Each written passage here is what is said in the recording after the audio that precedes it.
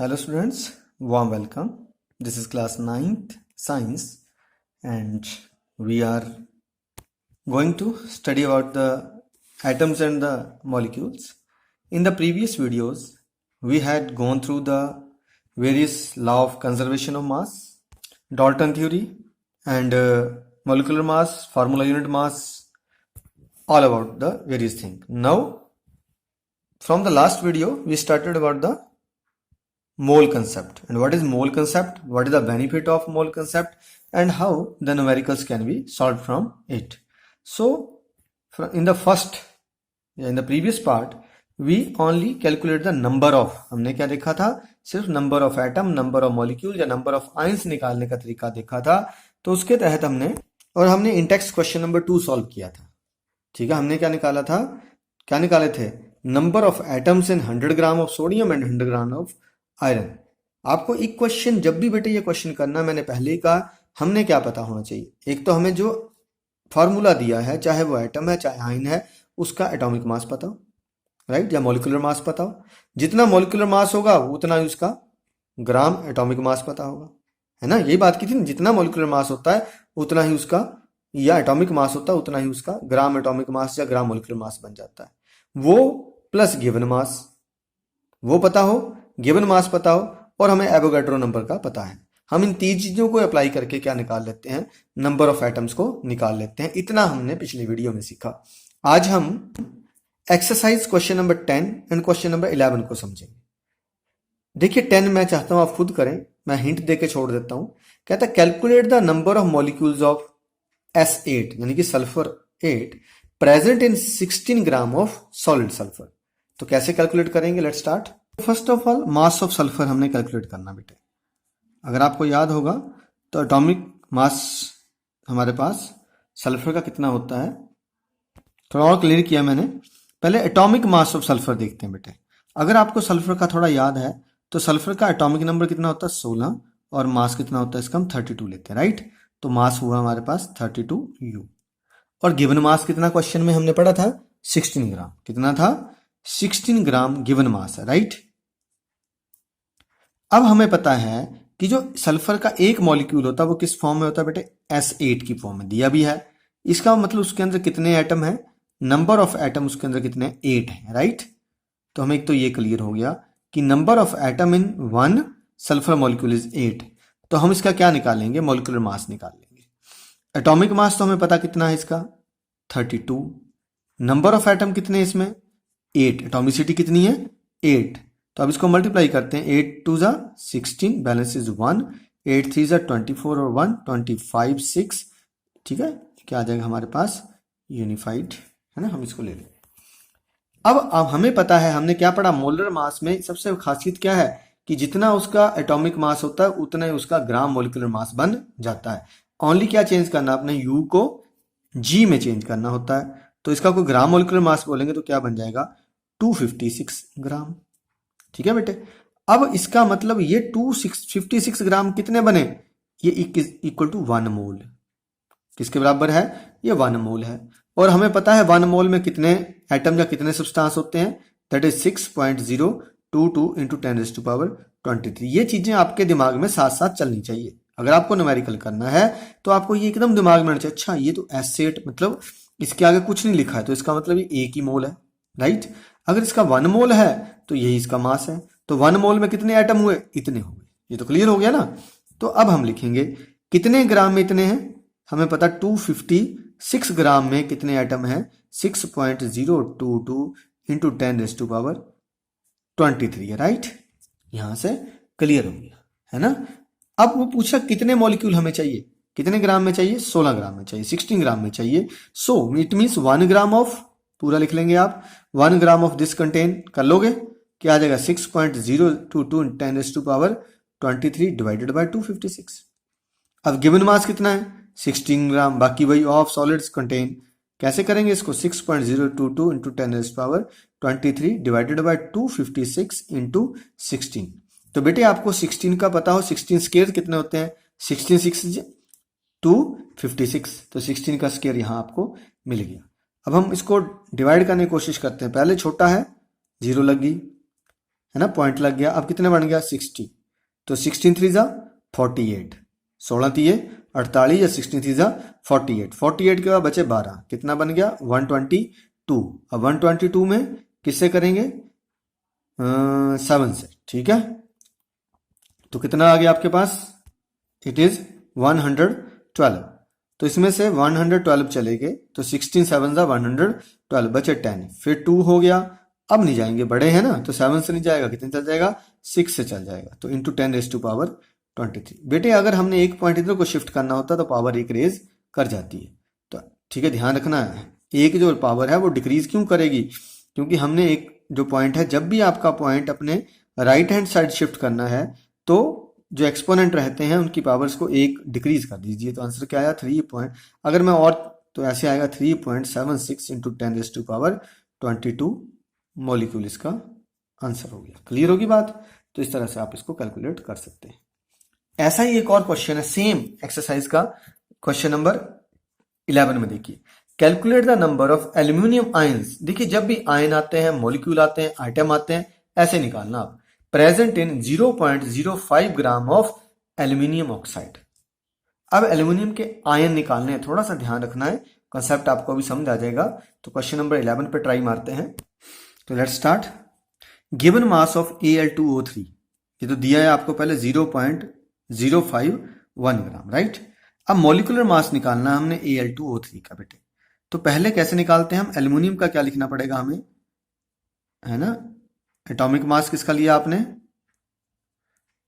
Aluminium, into क्या लिखना इसके नंबर ऑफ एटम, फिर किसका लेना आपने atomic mass of oxygen into number of atoms, ऐसे कर लेना आपने। अब एल्यूमिनियम का जो एटॉमिक मास है वो कितना होता है 27, कितने इसके एटम है पैरों में, एटॉमिसिटी कितनी है एल्यूमिनियम की सिर्फ, तो 2, तो कितना हो गया ये 54। ऑक्सीजन के 16 इंटू 3, तो कितना बन गया 48, तो कितना बन गया आपके पास 12 102। लेकिन बेटे ये मॉलिक्यूलर मास है तो हमारा क्या लगेगा, हमने यू के साथ इसको रिप्रेजेंट किया है ना। लेकिन फिर ये तो आया मॉलिक्यूलर, अब हमने किस में कन्वर्ट करना है इसको, ग्राम मॉलिक्यूलर मास। ये तो आप जानते ही हैं कि जो मॉलिक्यूलर मास सेम वही रहेगा, चेंज हो जाएगा सिर्फ, हमारे पास क्या बन जाएगा 102 ग्राम बन गया, है ना। अब ये 102 ग्राम के अंदर फिर वही बात, Al2 के आगे को लिखा हुआ नहीं, इसका मतलब 1 मोल ही है ये, तो इसके अंदर 1 मोल में कितने होते हैं 6.022 इंटू 10⁻23। अब 1 ग्राम में कितने होंगे 6.022 इंटू 10⁻, डिवाइडेड बाय 102। हमें कितनी वैल्यू दी है 0 point, given mass is this, तो जानते हैं आपने अगर मैथ्स किया है तो बड़ा आसान रहता है, 6.022 into 10⁻23 divided by 102 multiply by 0.051। ठीक है जी। अब इसको सॉल्व करते हैं, देखते हैं क्या होता है हमारे पास।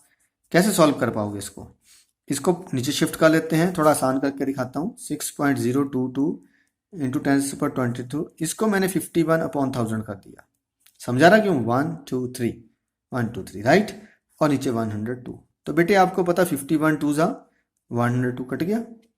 अब 2 से इसको काटोगे 2 3 जा 6.011 राइट। देखो जो निचले जीरोज होती हैं अगर आपको पता है, ठीक है, डिनोमिनेटर के ऊपर जाके क्या होती है माइनस में कन्वर्ट होती है, तो 3.011 इंटू 10⁻23 इंटू 10⁻³ राइट। पावर्स जो होती हैं आपस में प्लस या माइनस होती हैं, तो इसमें से ये माइनस वाली क्या हो जाएंगी, सब्ट्रैक्ट कर देंगे हम, तो आंसर आया 3.011 इंटू 10⁻20 क्या आया, अभी मॉलिक्यूल्स आए हैं, आयन नहीं बने। ये ध्यान रखना बेटे, ये क्या आया अभी हमारे पास, इतने मॉलिक्यूल आए। लेकिन अगर हम किसको रिएक्शन देखिए, Al2O3 को मैं ब्रेक करूं तो क्या बनेंगे, Al3 positive plus O2 negative. लेकिन इसमें कितने एल्यूमिनियम है, aluminium is 2 and oxygen 3 right. तो इस तरह से तैयार हो गया।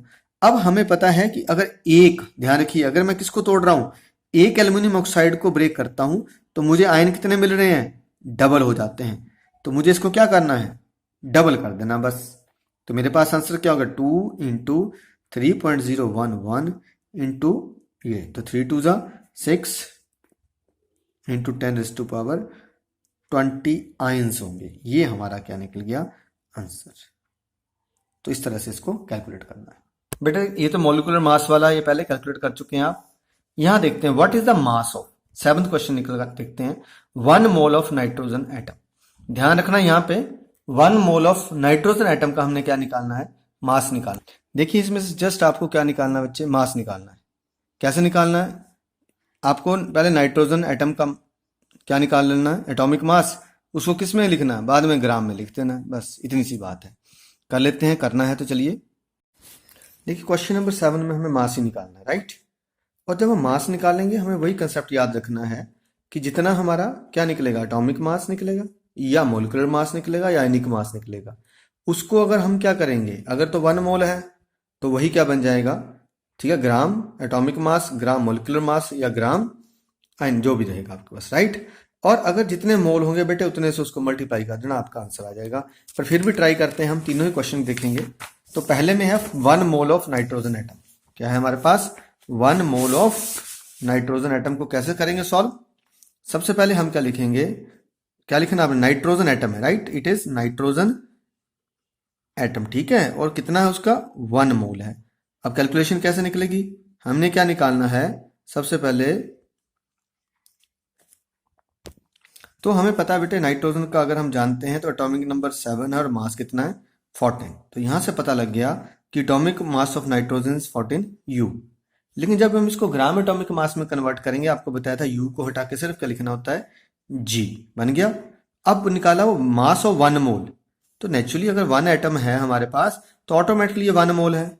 तो 1 मोल का भी कितना आ जाएगा, सिंपली 14G, 14 ग्राम ही आंसर होगा। क्लियर हो गया यहां तक। सेकंड पार्ट में देखिए क्या बोलता हूं, क्वेश्चन देखते हैं पहले। सेकंड पार्ट में what is the mass of 4 mole of aluminium ions. यह एल्यूमिनियम के आयंस हैं और कितने हैं, 4 मोल। और इसका क्या दे रखा है, एल्यूमिनियम का एटॉमिक मास दे रखा है, दैट इज 27। तो कैलकुलेट करते हैं। मैं राइटअप ले लिया। एटॉमिक मास पहले हमें दे रखा है, एल्यूमिनियम कितना लेना है आपने, 27। थोड़ा याद होगा प्रायोरिटी टेबल में तो ऐसे याद कर लेना, it is atomic number is 13, mass is 27। तो atomic mass is 27 U, right. अब मैंने बताया, फिर याद रखो, एटॉमिक मास से ग्राम एटॉमिक में जाना, कुछ नहीं बदलना, वही लिख के इसको किस में कन्वर्ट कर देना, ग्राम में। अब अगर एल्यूमिनियम एटम की बात करा तो इसका मतलब 1 एल्यूमिनियम एटम है, राइट। लेकिन हमारा फार्मूला क्या कहता था, 4Al या 4 मोल ऑफ एल्यूमिनियम। क्वेश्चन तो यही था। तो नंबर ऑफ मोल कितने हो गए, 4। बेटे 1 मोल का पता ही है कि ये 1 मोल है, तो इसका मास कितना था, इट इज 27 ग्राम। तो 4 मोल का कैसे निकालोगे, सिंपल इसको 4 से मल्टीप्लाई कर दोगे तो कितना आ गया, 108 ग्राम। टफ लग रहा है, कोशिश कीजिएगा, न्यूमेरिकल बहुत आसान होते हैं, जब करने लगते हैं तो फटाफट निकलते चले जाते हैं। थर्ड देखेंगे अभी इसमें आप, ये आप खुद निकाल लेंगे। 10 मोल्स ऑफ सोडियम सल्फाइड। यहां भी ऐसे ही है, आपने एक का निकाल लेना। सोडियम का आपको पता है Na का कितना रहता है, ऑक्सीजन तो आप सबको पता है। हाँ पहले एटम गिन लेने, इसके 2 एटम है, सल्फर का 1 एटम है, ऑक्सीजन के 3 एटम है, राइट। अब सोडियम 23 इंटू 2 कर लेना, समझ गए। सल्फर का कितना भी ऊपर पढ़ के आए हैं, दैट इज 32 इंटू 1 कर लेना। ऑक्सीजन का 16 इंटू 3। ये मास जो निकाल लेना, फिर बोलूंगा, पहले इसका क्या निकाल लेना आपने, क्या निकाल लेना है, मॉलिक्यूलर मास। फिर मॉलिक्यूलर मास का क्या निकालना है, इंटू ग्राम कर देना है, फिर उसको 10 से मल्टीप्लाई कर देना, आंसर आ जाएगा, राइट। तो ये क्वेश्चन आपके लिए छोड़ा है, नहीं मुश्किल, नहीं निकलता है, मुश्किल लगती है तो आप बात कर सकते हैं, कॉल कर सकते हैं। देखिए टेक्स्ट का क्वेश्चन नंबर 1, इसमें भी 1 mole of carbon atom weight 12 gram, right, दिया 12 ग्राम है। हमें क्या निकालना है, what is the mass in gram of 1 atom of carbon. तो ये भी क्वेश्चन हमारा किसके बेस के ऊपर है, कैलकुलेशन ऑफ मास पे है। और एक्सरसाइज का क्वेश्चन नंबर 9 भी यही है, what is the mass of 0.2 mole of oxygen atom and 0.5 mole of water molecules. तो अभी हम क्या दिया हुआ आप देखिए बेटे, ऑक्सीजन से पता लग रहा है कितना होता है 16, है ना, हमें एटॉमिक मास का पता है, हमें मोल दिए हुए हैं, हमने क्या निकालना है, मास निकालना है। तो इस तरह से किस तरह यूज करना है, इसी पे बात करते हैं अभी। तो बेटे कैलकुलेशन ऑफ मास में हमारे पास 2 तरह से फार्मूला यूज करेंगे हम। पहला होगा if number of moles given, क्या दिया होगा अगर हमें अगर आपको पहले ही क्वेश्चन में नंबर ऑफ मोल दिए हैं तो आपने ये वाला फार्मूला अप्लाई करना है। कौन से वाला? Mass is equal to molar mass into number of moles. Molar mass into number of moles से डायरेक्ट कैलकुलेशन हो जाएगी। अभी इस तरीके से हमारे पास क्वेश्चन है, हम वो देखते हैं पहले फार्मूले के बेस पे। बेटे ए पार्ट मैं करूंगा, बी आपको देंगे। आपको दे रखा है 0.2 मोल ऑफ ऑक्सीजन, गैस नहीं है सॉरी, एटम है। अब हमें 0.2 मोल ऑफ ऑक्सीजन एटम निकालना है। अगर आप ऑक्सीजन के बारे में जानते हैं तो ऑक्सीजन 6 है और कितना है 12। एम आई राइट और रॉन्ग? है याद कुछ? वेरी गुड बेटे, ये कार्बन का नंबर है। किसका नंबर है? कार्बन का। थोड़ा ध्यान रखिएगा आपकी तरफ से, आप ऑनलाइन आप सुन रहे हैं तो आपको पता लगना चाहिए। ये तो बेटे कार्बन का हम इतना पढ़ चुके हैं। तो ऑक्सीजन का क्या होता है? 8 एंड 16। कितना होता है? 8 एंड 16। तो अब हमें 16 लेके चलना है। तो देखिए एटॉमिक मास ऑफ ऑक्सीजन कितना हुआ? 16U, right. तो ग्राम एटॉमिक मास कितना हो जाएगा? सेम रहेगा, लेकिन क्या कन्वर्ट करना है? ग्राम में। अब इसका मतलब ये 1O है तो 1 मोल है। 1 मोल ऑफ ऑक्सीजन एटम कितने के बराबर हुआ? 16 ग्राम के। तो 2 मोल, 0.2 मोल किसके बराबर हो जाएंगे? 16 इंटू 0.2 एंड दैट इज 3.2 ग्राम। क्या आंसर आ जाएगा? 3.2 ग्राम इसका आंसर हो जाएगा। समझ गए आप? सेम इसी मेथड से आपने क्वेश्चन नंबर इसका बी सेकंड पार्ट करना है। सेकंड क्या है? 0.5 मोल ऑफ वाटर मोलिक्यूल। ध्यान रखना इसमें H2O ले लेना आपने। ऑक्सीजन हाइड्रोजन के एटम 2 तो 1 इंटू 2 2 प्लस ऑक्सीजन 16 कितना होगा? ये 18। तो क्या लेंगे? पहले 18U, फिर ग्राम एटॉमिक मास में 18 ग्राम, फिर 0.5 से इसको मल्टीप्लाई कर देंगे, आंसर आ जाएगा, राइट। देखिए इन टेक्स्ट क्वेश्चन को देखिए जरा ध्यान से, थोड़ा अलग तरह से।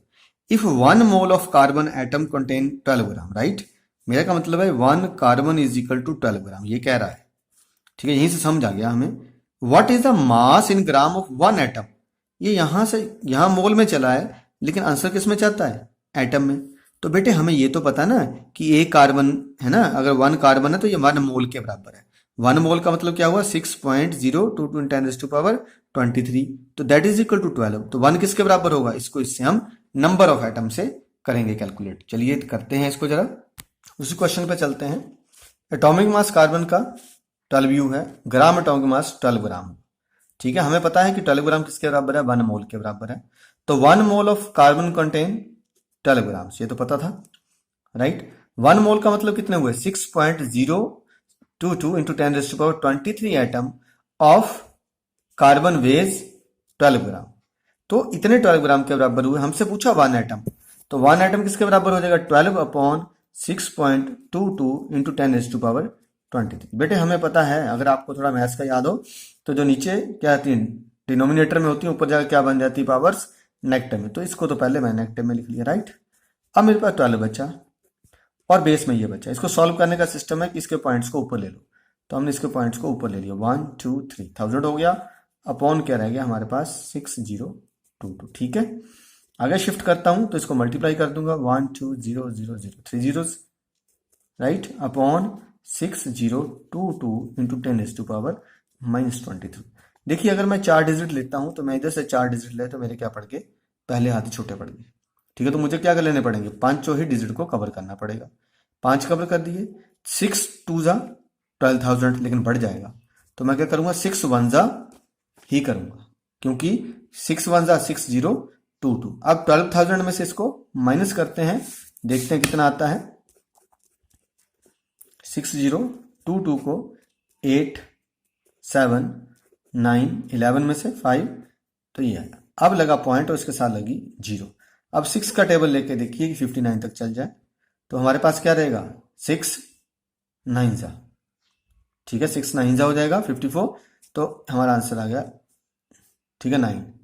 तो आंसर क्या आएगा? 1.9 × 10⁻23 ग्राम हमारा क्या हो गया? Answer, right. इस तरह से निकाल लीजिएगा।